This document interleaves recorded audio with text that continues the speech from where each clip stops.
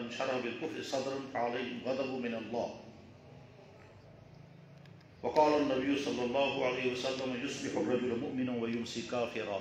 ويمسي مؤمنا ويصبح كافرا أو كما قال عليه الصلوات والتسليم. صدق الله مولانا العظيم وصدق رسوله النبي الكريم ونحن على ذلك لمن الشاهدين والشاكرين والحمد لله رب العالمين. یا رب صل وسلم دائما ابدا علی حبیبک خیر الخلق کلہم.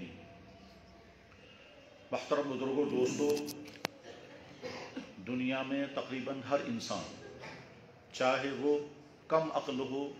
یا بہت زیادہ عقل مند ہو، پڑھا لکھا ہو یا کم پڑھا لکھا یا بالکل ہی ان پڑھ ہو، لیکن تقریباً ہر انسان یہ حقیقت اچھی طرح سے جانتا ہے کہ اگر کوئی نعمت اسے مل جائے تو اس نعمت کی حفاظت بھی کرتا ہے اور اس نعمت کو ضائع کرنے والی چیزوں سے خوفزدہ بھی رہتا ہے اور اس نعمت کو بچانے کی فکر بھی کرتا ہے، اور ساتھ میں اس بات کا بھی احساس رکھتا ہے کہ جن چیزوں سے اس نعمت کو نقصان ہونے والا ہو ان چیزوں سے ڈر کر کے رہتا ہے اور حفاظت کی جو بھی تدبیر اسے اختیار کرنی پڑے وہ کرتا ہے. مال بہت بڑی نعمت ہے جس کے ذریعے سے زندگی کی ساری سرگرمیاں ہیں. ہر آدمی مال کماتا ہے اور جو کماتا ہے اس کے بچانے کی بھی فکر کرتا ہے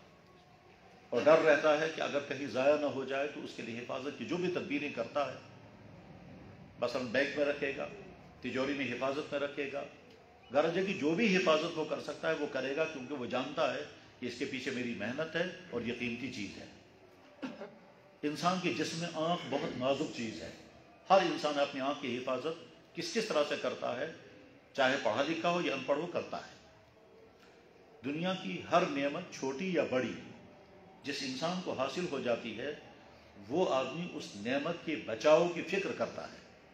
اور اس نعمت کو جن جن چیزوں سے خطرہ ہے نقصان پہنچنے کا ان تمام چیزوں سے بچانے کی فکر کرتا ہے.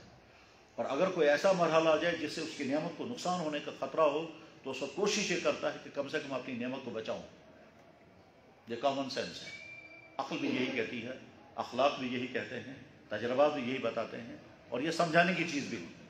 کیونکہ یہ ایسی حقیقت ہے جو ہر انسان جانتا ہے کہ ملی ہوئی نعمت کی قدر کرو، ملی ہوئی نعمت کی حفاظت کرو،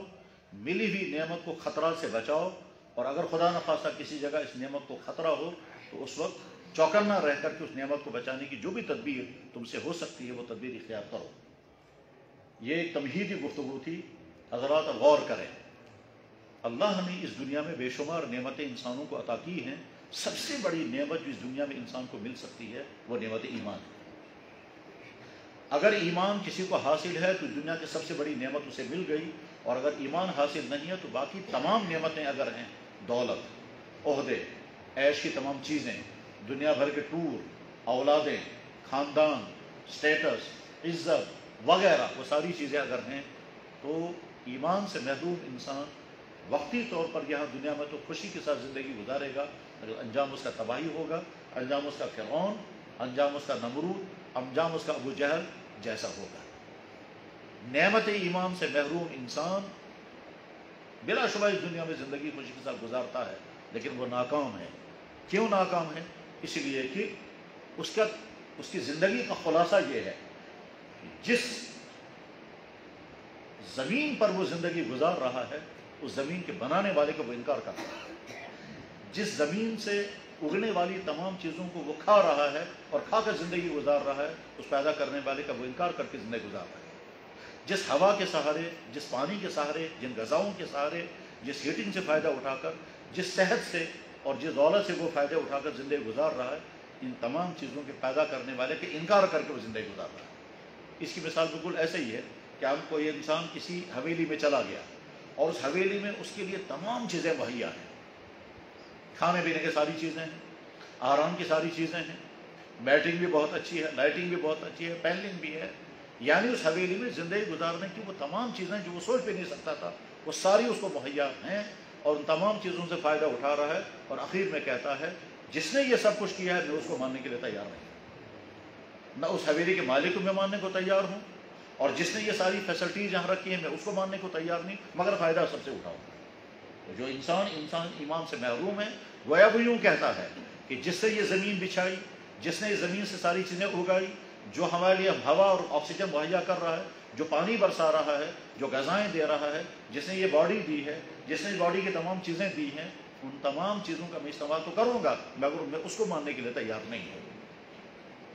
ایسی انسان کے بارے میں اللہ فرماتے ہیں یہ تو جانوروں سے بھی بدتر ہے، انہم الا کالانعام، کہ جو اس دنیا میں زندگی گزارے اور مجھے ماننے کو تیار نہیں ہے، وہ جانوروں سے بدتر ہیں۔ کیوں؟ جانور بھی اپنے مالک کو پہچان لیتا ہے، مان لیتا ہے۔ اور ایک جگہ اللہ تعالیٰ شانو فرماتے ہیں کہ جو ایمان والے نہیں ہیں اور ایمان قبول کرنے کو تیار نہیں ہیں، یعنی مجھے ماننے کو تیار نہیں اور میرے نبی کو ماننے کو تیار نہیں اور ساری چیزیں میری دی ہوئی استعمال کر رہے ہیں، بدترین مخلوق ہے۔ ان الذین کفروا من اہل الکتاب والمشرکین فی نار جہنم خالدین فیہا اولئک هم شر البریہ۔ حقیقت بھی ہے، ہم اپنے گھر میں کسی انسان کو لائیں اور اس کی تمام ضروریات پوری کریں، بلکہ اس کے سورس سے بھی زیادہ اس کو خوشیاں مہیا کریں، اس کے کھانے کا، اس کے کپڑوں کا، اس کے علاج معالجے کا، اور جو اسے چاہیے تھا وہ سب سے زیادہ ساری چیزیں مہیا کریں، اور وہ ساری چیزوں سے فائدہ اٹھا کر آخر میں ہم کو گوٹا دکھا دے اور کہے کہ میں آپ کو نہیں مانتا، نہ آپ کے گھر کو میں مانتا ہوں۔ ہر آدمی سمجھ سکتا ہے کہ اس آدمی کی حالت کیا ہے۔ سیم اسی طرح سے جو دنیا میں انسان ایمان سے محروم ہے، وہ دوسرے لفظوں میں یہ کہتا ہے اس دنیا کے بنانے والے کو میں ماننے کو تیار نہیں مگر فائدہ اٹھاؤں گا دنیا سے۔ سورج کی گرمی اور سورج کی شعاؤں سے اور سورج کی ہیٹنگ سے میں فائدہ اٹھاؤں گا، سورج بنانے والے کو میں ماننے کو تیار نہیں ہوں۔ زمین سے اگنے والی تمام اناجوں سے، پھلوں سے، سبزیوں سے اور تمام چیزوں سے میں فائدہ تو اٹھاؤں گا مگر پیدا کرنے والے کو میں ماننے کو تیار نہیں ہوں۔ اپنے جسم سے میں فائدہ اٹھاؤں گا مگر اس جسم کو پیدا کرنے والے کو میں ماننے کو تیار نہیں ہوں۔ مطلب یہ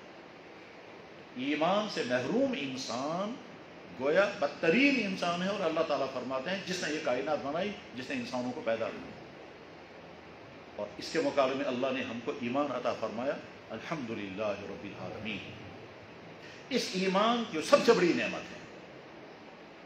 اس میں کوئی شک نہیں، اس دنیا کی سب سے بڑی نعمت ایمان ہے۔ اور اگر کسی انسان کی بات سمجھ میں نہ آ رہی ہو تو اس کو چاہیے کہ غور کرے، اور اس کو چاہیے کہ کسی آدمی جو جاننے والا ہو اس کے ساتھ مل کر کے پہلے سمجھے کہ ایمان کی قدر و قیمت کیا ہے اور ایمان کی نعمت کس درجے کی نعمت ہے۔ جناب رسول اللہ صلی اللہ علیہ وسلم کی ایک حدیث ہے جو مسند احمد بن حنبل میں بھی ہے اور مشکوٰۃ شریف میں بھی ہے۔ اللہ کے نبی علیہ الصلوۃ والسلام نے فرمایا، طوبیٰ لمن رآنی وآمن بی، خوشخبری اور مبارک اس انسان کو جس نے مجھے دیکھا اور ایمان لایا۔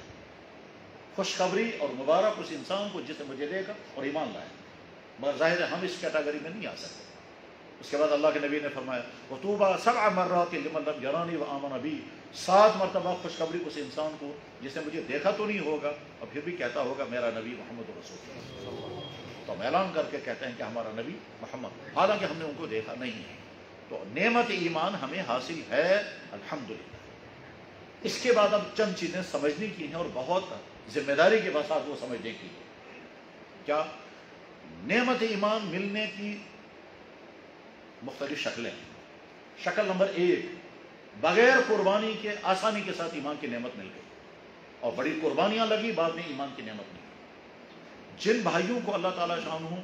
ایمان کی دولت عطا کرتے ہیں اور کفر سے نکل کر ایمان کی طرف آتے ہیں، ان میں سے بے شمار انسانوں کو بڑی قربانیاں لگتی ہیں، بعد میں وہ ایمان کی دولت ملتی ہے۔ اور وہ تب سمجھ میں آئے گا کہ جب ہم ایسے لوگوں سے ملیں،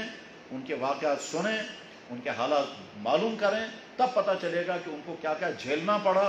کیا کیا سہنا پڑا، کیا کیا برداشت کرنا پڑا، کن کن چیزوں سے ہاتھ دھونے پڑے، اور نعمت ایمان تک پہنچنے کے لیے ان کو کیا کیا کرنا پڑا، تب کچھ سمجھ میں آ جائے گا۔ لیکن اس کے بغیر یہ بات سمجھ میں آنے والی نہیں ہے کہ نعمت ایمان کو پانے کے لیے ان کی قربانیاں کس درجے کی ہیں۔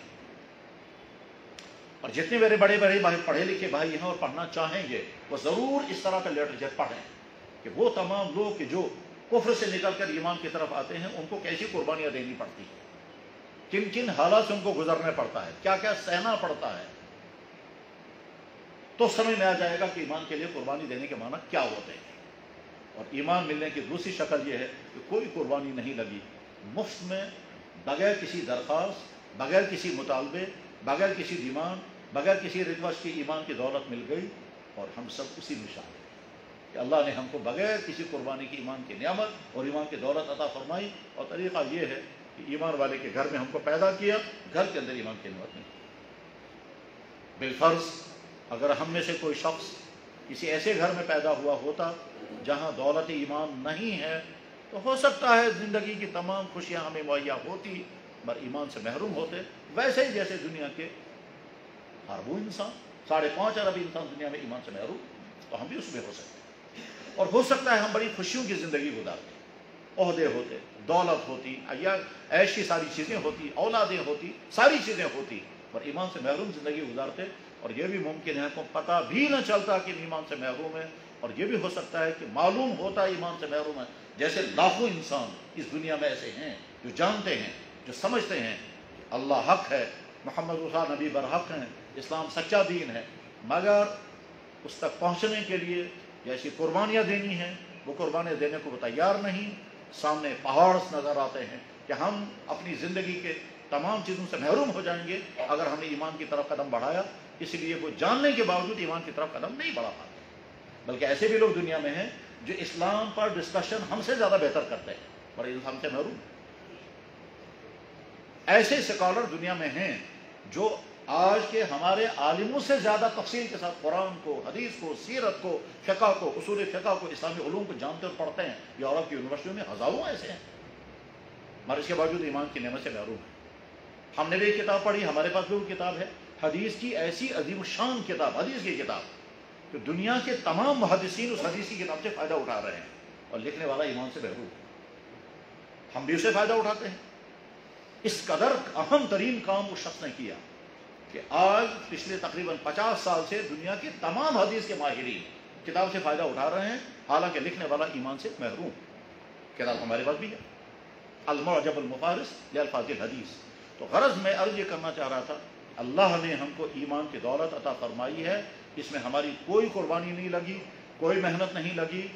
جس دن ہم اس دنیا میں آئے اللہ کو قدرت تھی، اس دن وہ پیدا ہونے والا جو کسی اور گھر میں پیدا ہوا وہ ہمارے گھر میں پیدا ہوتا، اور ہم میں سے کوئی شخص اس گھر میں پیدا ہوتا، ہم کفر کے عالم میں ہوتے، اور اس گھر میں پیدا ہونے والا بچہ جو ہمارے ماں باپ کے گھر میں پیدا ہوتا وہ ایمان والا ہوتا۔ اس لیے ہر وقت یہ احساس پیدا ہو جانا چاہیے کہ یا اللہ آپ نے بڑا احسان فرمایا مجھ پر،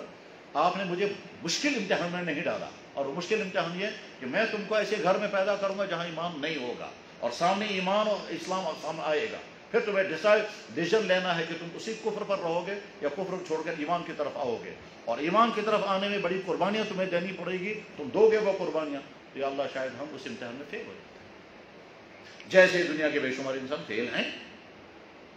اس سے پڑھے لکھے بھی ہیں، سمجھدار بھی ہیں، وہ لوگ بھی ہیں کہ جو اسلام پر ڈسکشن کرتے ہیں، اسلام کو آپ مانتے ہیں، لیکن محروم ہیں اور وہ قدم نہیں اٹھا پاتے۔ جناب والا جب وہ اسلام پر گفتگو کرتے ہیں اور گفتگو کرتے کرتے وہ سمجھتے ہیں اسلام سے زیادہ یہ تصوف پر گفتگو کرنے والا بعض دفعہ ایسا لگتا ہے کہ بڑے بڑے صوفیہ سے زیادہ معلومات اس کے پاس ہیں، مگر محروم۔ قرآن پر گفتگو کرنے والا اس طرح سے گفتگو کرتا ہے کہ آپ سمجھتے ہیں کہ بے شمار مسلمان قرآن کے بارے میں اتنی معلومات نہیں رکھتے جتنا یہ جانتا ہے، مگر قرآن کو تسلیم کرنے کو تیار نہیں ہے۔ محمد رسول اللہ کی سیرت پر جامع ازہر میں ایک غیر مسلم نے لیکچر دیا 2.5 گھنٹے کا، اور سارے اشش کرتے رہے اور کہا ایسا لیکچر تو ہمارے جامع ازہر کا کوئی پروفیسر بھی نہیں دے سکتا ہے، لیکن وہ شخص خود ایمان سے محروم ہے۔ تو اللہ نے ہم کو ایمان کی دولت عطا فرمائی ہے، الحمدللہ رب العالمین۔ ایمان کے بارے میں پہلی حقیقت یہ ذہن میں رکھنی چاہیے، اور میرے بھائیوں بڑی دردمندی کے ساتھ یہ درخواست ہے، کبھی تنہائی میں بیٹھ کر گہرے سوچ کے ساتھ سوچیں کہ اگر اللہ نے مجھے پیدا کیا ہوتا اس گھر میں جہاں ایمان نہیں ہے تو میں آج کہاں ہوتا۔ اگر اس وقت میری کوئی عزت ہے اسلام کے نام پر، مسلمان ہونے کے نام پر، میں اگر کسی کا بیٹا ہوں مسلمان ہونے کی حیثیت سے، میں اگر کسی کا باپ ہوں مسلمان ہونے کی حیثیت سے، میں اگر کسی کا داماد ہوں مسلمان ہونے کی حیثیت سے، میں اگر کسی کا شوہر ہوں مسلمان ہونے کی حیثیت سے، میں اگر کوئی عہدہ لیا ہوئے ہوں مسلمان ہونے کی حیثیت سے، یہ ساری چیزیں تو نہیں ہوتی، کسی اور حیثیت سے یہ ساری چیزیں ہوتی مگر مسلمان ہونے کی حیثیت سے نہیں ہوتی۔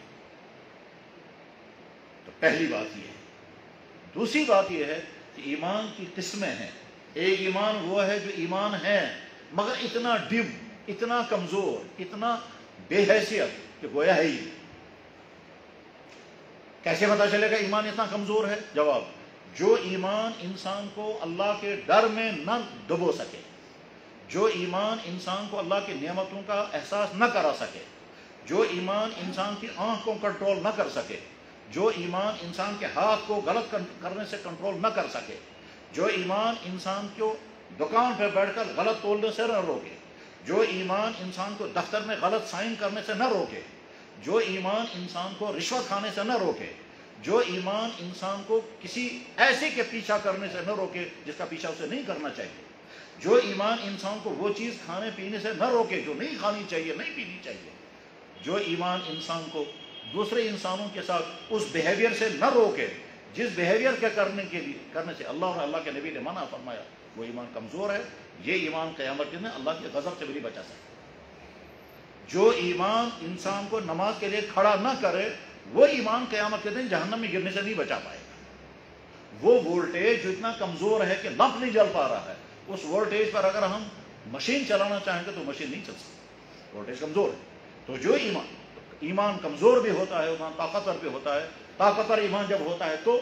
اس کی مومنانہ زندگی ہوتی ہے، مومنانہ زندگی ہوگی، اس کی عبادتیں بھی صحیح ہوں گی، اس کا اخلاق صحیح ہوگا، وہ جہاں ہوگا وہ رحمت بنے گا۔ یہ آفس میں ہوگا تو ظالم نہیں بنے گا، یہ آفس میں ہوگا تو کام چور نہیں ہوگا، یہ آفس میں ہوگا تو غلط پیسہ نہیں کمائے گا، یہ دکان پر ہوگا تو فراڈ نہیں کرے گا، یہ بزنس میں ملاوٹ نہیں کرے گا، یہ غلط ریٹ نہیں لگائے گا۔ یہ جہاں ہوگا مومنانہ زندگی ہوگی۔ یہ ہر وقت سمجھتا ہے میرا اللہ مجھے دیکھ رہا ہے اور میں اللہ سے چھپ نہیں سکتا ہوں، تو اللہ کے کیمرے میں رہ کر کے زندگی گزارنے والا یہ مومن زندگی ہے۔ اس مومنانہ زندگی میں کرنے والے سارے کام یہ انجام دے گا، اور کوتاہیاں ہوں گی تو معافی مانگتا رہے گا، اور بچنے والے تمام کاموں سے بچے گا، اور بچتے بچتے غلطی ہو جائے گی تو اللہ سے معافی مانگے گا۔ ایمان طاقتور بھی ہوتا ہے، ایمان کمزور بھی ہوتا ہے۔ طاقتور ایمان کی نشانیاں کچھ اور ہیں، کمزور ایمان کی نشانیاں کچھ اور ہیں۔ طاقتور ایمان کی ایک آسان والی مثال میں سمجھاتا ہوں، ورنہ ہزاروں مثالیں ہیں۔ حضرت عمر بن خطاب رضی اللہ عنہ امیر المومنین ہیں، اور وہ چونکہ بڑے بیدار مغز انسان تھے تو وہ لوگوں کو چک بھی کرتے رہتے تھے۔ تو ایک دفعہ ایک دیہات سے گزر رہے تھے یا جنگل سے گزر رہے تھے، ان کے ساتھ کچھ اور لوگ تھے، ان کو آگے بھیج دیا۔ تو پھر انہیں دیکھا کہ جنگل کے اندر ایک چرواہا بکریاں چرا رہا ہے۔ حضرت فاروق اعظم نے اس سے جا کر کے کہا، دیکھو بھائی، میں مسافر ہوں اور مجھے بھوک لگی ہے، کسی بکری کا دودھ نکال کر مجھے پلا دو۔ تو چرواہے نے کہا، جناب بکریاں میری نہیں ہیں، مالک کوئی اور ہے، میں اس کی بکری کا دودھ نکال کر آپ کو نہیں پلا سکتا۔ اس کو نہیں معلوم تھا یہ فاروق اعظم امیر المومنین ہے۔ حضرت عمر بن خطاب رضی اللہ عنہ نے فرمایا، ٹھیک ہے، پھر ایک کام کرو، تم کو بھی فائدہ ہوگا، مجھے بھی فائدہ ہوگا، میں تمہیں پیسہ دیتا ہوں، یہ بکری مجھے بیچ دو، پیسہ تمہیں مل جائے گا، بکری مجھے مل جائے گی، میں بکری کا دودھ نکال کر کے پی لوں گا تو میرا کام بھی بن جائے گا اور تم کو مفت میں پیسہ مل جائے گا۔ اس کے بعد جب مالک تم سے پوچھے گا بکری کہاں چلی گئی، تم کہنا بھیڑیا کھا گیا، اور ایسا تو ہوتا رہتا ہے، بھیڑیا تو کھاتا ہی رہتا ہے۔ اس نے کہا، بھائی صاحب، اپنے مالک کو تو میں کہہ سکوں گا کہ بھیڑیا بکری کھا گیا، میں اوپر دیکھنے والے کو کیا کہوں گا، وہ تو دیکھ رہا ہے۔ فاروق اعظم نے کہا، بس یہی بات۔ جناب والا، ہم مسجد میں بیٹھے رہتے ہیں، جمعہ فتح ہوتا ہے۔ ابھی پچھلے جمعے ایک جگہ مسجد میں جمعہ پڑھا رہا تھا تو خطبے کے دوران کسی شخص نے وہاں سے گھڑی بھیجی، کہا جناب باتھ روم میں کسی کی گھڑی گری تھی، 10-15 ہزار روپے کی گھڑی ہے اور یہاں لٹکا دی گئی۔ یہ ایمان۔ تو ایمان جب پختہ ہوتا ہے تو اس کے نتیجے میں انسان کی زندگی مومنانہ زندگی ہوتی ہے، اور ایمان جب کچا ہوتا ہے تو اس کے نتیجے میں کچھ اور زندگی ہوتی ہے۔ تو ہر شخص کو فکر کرنی چاہیے اپنے ایمان کو مضبوط کرنے کی۔ اور ایمان کے سلسلے میں تیسری اہم ترین بات جو سمجھنے کی ہے وہ یہ ہے کہ ایمان بہت نازک ہے، اور ایمان کے معاملے میں دو طرح کی غلط فہمیاں پائی جاتی ہیں۔ بعض دفعہ انسان سمجھتا ہے میں اگر یہ کروں گا تو اس سے کچھ نہیں ہوگا، میں اگر یہ بولوں گا تو اس سے کچھ نہیں ہوگا، میں اگر یہ کروں گا تو اس سے کچھ نہیں ہوگا، اور ایسا بھی ہو سکتا ہے وہ کرنے سے اور وہ بولنے سے ایمان چھن چکا ہو۔ اس لیے ہر ایمان والے کو سمجھنا چاہیے میں کس فنکشن میں، میں کس ادارے میں، میں کس اصول میں، میں کس جگہ کیا کیا کر رہا ہوں، کیا کیا بول رہا ہوں، کیا کیا کر رہا ہوں، کہیں ایسا تو نہیں ہے کہ ان چیزوں سے میرا ایمان چھن چکا ہو۔ اور اللہ تعالیٰ شامل کی وارننگ دی کہ ایسا ہوگا۔ اللہ کے نبی علیہ السلام نے فرمایا کہ یصبح الرجل مؤمنا ویمسی کافرا، صبح کو آدمی مومن ہوگا، شام کو کافر ہوگا۔ اس لیے ہر آدمی کو غور کرنا ہے کہ جو میں کر رہا ہوں یا کرنے جا رہا ہوں یا مجھ سے کروایا جائے گا تو وہ کرنے سے میرے ایمان کو کہیں نقصان تو نہیں ہوگا۔ اس سلسلے میں کچھ چیزیں ایسی ہیں جن کے بارے میں لوگ سمجھتے ہیں شاید اس سے ایمان ختم ہوگا، حالانکہ اس سے ایمان ختم نہیں ہوتا، اور کچھ چیزیں ایسی ہوتی ہیں جن کے بارے میں لوگ سمجھتے ہیں اس سے کچھ نہیں ہوگا، حالانکہ اس سے ایمان ختم ہو جاتا ہے۔ تو ہر ایمان والے کو اس بات کو سمجھنا ہوگا کن کن چیزوں سے ایمان کو نقصان ہوتا ہے اور کن کن چیزوں سے ایمان کو نقصان نہیں ہوتا، اور جن چیزوں سے ایمان کو نقصان ہوتا ہے ان چیزوں کے کرنے، ان چیزوں کے بولنے میں ایمان والے کو خود ہی فیصلہ کرنا ہے، میں کروں گا تو ایمان چھنے گا اور نہیں کروں گا تو قربانی مجھے کیا دینی ہے۔ جس دور میں، جس ماحول میں، جن حالات میں، جس دائیں بائیں کی صورتحال میں ہم زندگی گزار رہے ہیں، ہر ایمان والے کے سلسلے میں چوکنا اور ہوشیار رہنا ہوگا۔ دور وہ ہے کہ جس دور میں تیزی کے ساتھ ایمان مل بھی رہا ہے اور تیزی کے ساتھ ایمان چھن بھی رہا ہے۔ ایمان مل رہا ہے کہ معنی یہ ہے جس تیزی کے ساتھ دنیا میں ایمان کی طرف لوگ آتے ہیں، حالانکہ مسلمانوں کی طرف سے کہیں کوئی محنت نہیں، نہ مسلمانوں کا کوئی فورم کوئی کام کرتا ہے، نہ کوئی فرد کام کرتا ہے، لیکن اسلام خود انسانوں کو اپنی طرف کھینچتا ہے۔ اور اسلام قبول کرنے والوں کے واقعات اور اسلام قبول کرنے والوں کے حالات جب ہم سنتے ہیں اور پڑھتے ہیں، اور جب کبھی اس طرح کا موقع آتا ہے کسی ایسے انسان سے بات ہوتی ہے تو آدمی حیران ہوتا ہے یا جن چیزوں کا ہم بہت معمولی سمجھتے ہیں، جن چیزوں کی مسلمانوں کے یہاں کوئی قدر نہیں ہے، وہ چیزیں کیسی انسانوں کے ایمان کی طرف کھینچ رہی ہیں اور کیسے وہ ایک ایک چیز کو فالو کرتے ہیں۔ ساری دنیا کا نقشہ یہی قرآن کریم میں بھی اللہ تعالیٰ شاہ نے فرمایا، اے ایمان والو من یرتد منکم عن دینہ فسوف یأتی اللہ بقوم یحبہم ویحبونہ، اے ایمان والو اگر تم ایمان پر جمنا نہیں چاہتے، میں ایسی قوم لاؤں گا کہ تم سے زیادہ اچھے ہوں گے، تم ہٹ جاؤ، تمہیں کسی اور راستے پر جانا ہے جا سکتے ہو، اور میں نئے اسلام میں داخل کروں گا، ان کو مجھ سے محبت ہوگی، میرے دین سے محبت ہوگی، میرے دین پر چلتے ہوئے ان کو کوئی شرم نہیں آئے گی، ان کو کوئی تانا دے گا تو ان کو پرواہ نہیں ہوگی، لا یخافون لومۃ لائم، کون کیا بولے گا ان کو اس کے پرواہ نہیں ہوگی، وہ تو خوش ہو۔ چنانچہ میرے بھائیوں، دنیا بھر میں جو بھی اسلام قبول کرتے ہیں ان کی کیفیت آپ دیکھیں کیسے ایک ایک چیز کو وہ خوش ہو کر کے عمل کرتے ہیں۔ ہزاروں واقعات دنیا میں روزانہ ہوتے ہیں۔ ابھی پچھلے ہفتے اسی کشمیر کا لڑکا مجھے ملا جو اس وقت کشمیر میں نہیں ہے، وہ کوئی جاب کر رہے ہیں ہالینڈ کے اندر، اور جب بھی کشمیر آتے ہیں مجھ سے ضرور ملتے ہیں، میرے جاننے والوں میں ہیں، ان کے ہاں کھانا میں ہم نے کئی دفعہ کھایا، مجھ سے بھی ملنے کے لیے آئے۔ ابھی پچھلے ہفتے جب آئے وہ اسی شخص نے مجھے واقعہ سنا، کہنے لگا جی ہم ایمسٹرڈم کی جامع مسجد میں جمعہ پڑھنے کے لیے گئے، وہاں امام صاحب نے خطبہ دینے کے بعد نماز سے پہلے اعلان کیا کہ ایک صاحب پچھلے ایک ہفتے سے مسلسل مجھ سے فون پر رابطہ کیے ہوئے ہیں اور وہ کلمہ پڑھنا چاہتے ہیں۔ اس کے بعد ایک بوڑھے انسان کو جو تقریباً 90 برس کے قریب تھا، اس کو ویل چیئر پر لایا گیا اور محراب کے قریب پہنچایا گیا۔ ڈچ خاندان کا انسان ہے اور اس نے 90 کی عمر کے آس پاس میں اس نے کلمہ پڑھا۔ اس کو پہلے کلمہ بھی ادا نہیں ہو رہا تھا، مسلمان بنا، اور مسلمان بننے کے بعد اس نے کہا، اتنا کہا مجھے ساری زندگی میں اتنی خوشی کبھی نہیں ہوئی ہے جتنی آج ہے۔ اس کے بعد لوگوں کے ساتھ جمعہ پڑھا، ظاہر جمعہ تو کو نہیں آتا تھا، وہ کھڑا ہو گیا، وہ ویل چیئر پر رکھا گیا اسے، اور ویل چیئر کے بعد پھر لوگوں نے اس کو مبارکباد دی۔ مبارکباد دینے کے بعد جب اس کو واپس چلے جا رہے تھے، ویل چیئر کے بعد اپنے گھر پہنچا تو جان نکل گئی۔ یہ کہہ رہا تھا جیسے 2.5 گھنٹے وہ مسلمان رہا، اور پھر شام کو عصر کے بعد اس کے جنازے کا اعلان ہوا تھا۔ جس کمیونٹی سے وہ پہلے تھا اس کمیونٹی والے تو تیاری کر رہے تھے اپنے حساب سے اس کو کرنے کی، اور چونکہ وہ جمعے کی نماز پر فرض ہوگا، عصر کے بعد سوال پیدا ہوا اس کو مسلمانوں کے مطابق دفن کرنا۔ یہ مجھے کشمیر کا لڑکا سنا رہا ہے، اور یہیں کا ہے وہ، اور اس وقت بھی وہیں ہالینڈ میں ہے، ایمسٹرڈم میں ہے۔ تو میرے بھائی، دنیا میں اسلام قبول کرنے والوں کی ایک لمبی قطار روزانہ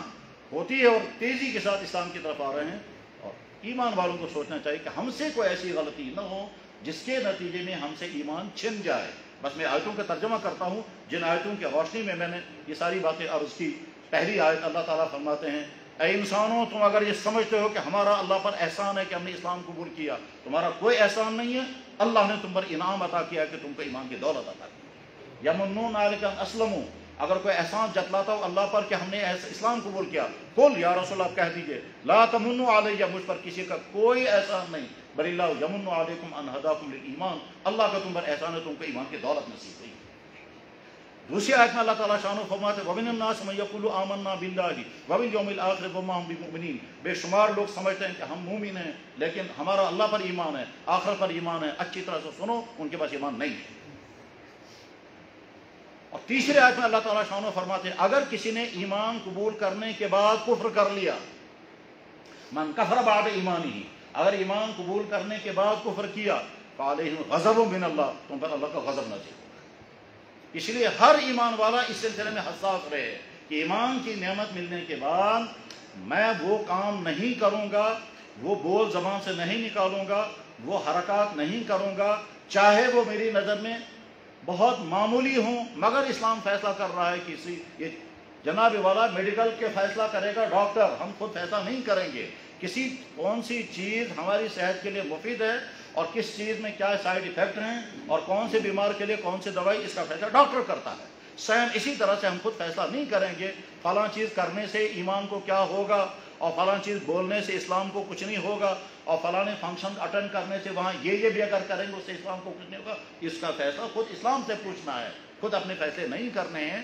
یہ وہ مرحلہ ہے جہاں امیر المومنین بھی ایمان اسلام کے سامنے سر جھکائے گا،